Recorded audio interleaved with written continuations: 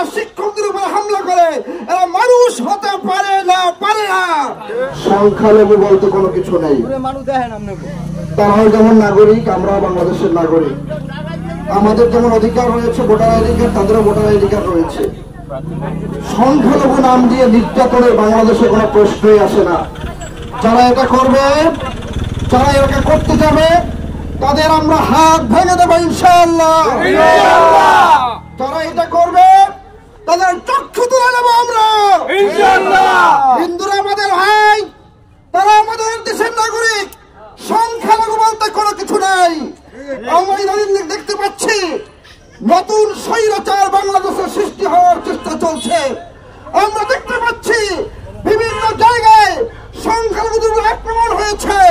আপনারা জানেন 5ই আগস্টের পরে যখন মন্দিরগুলো আরক্ষিত ছিল, চরমনাই পীর সাহেবের পক্ষ থেকে আমরা প্রত্যেকটা মন্দির পাহারা দিয়েছি।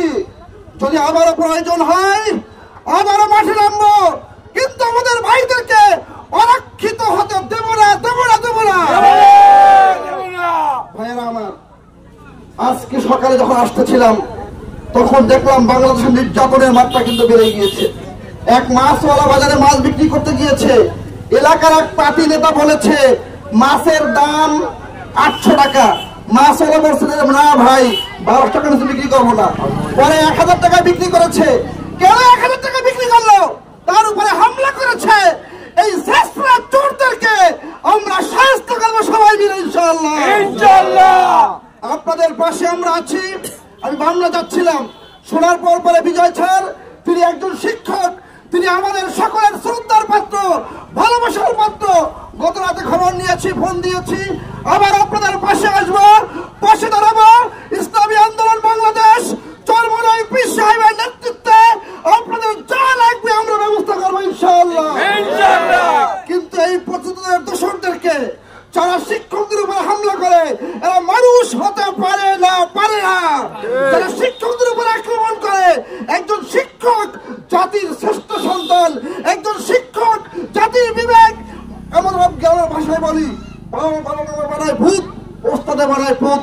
আমাদেরকে যারা মানুষ করেছে তার মধ্যে উনি একজন শিক্ষক। এই বিজয় কৃষ্ণ স্যার আমাদের শ্রদ্ধার পাত্র, ভালোবাসার পাত্র। তার জন্য আমরা যা লাগে আবারও কথা করছি।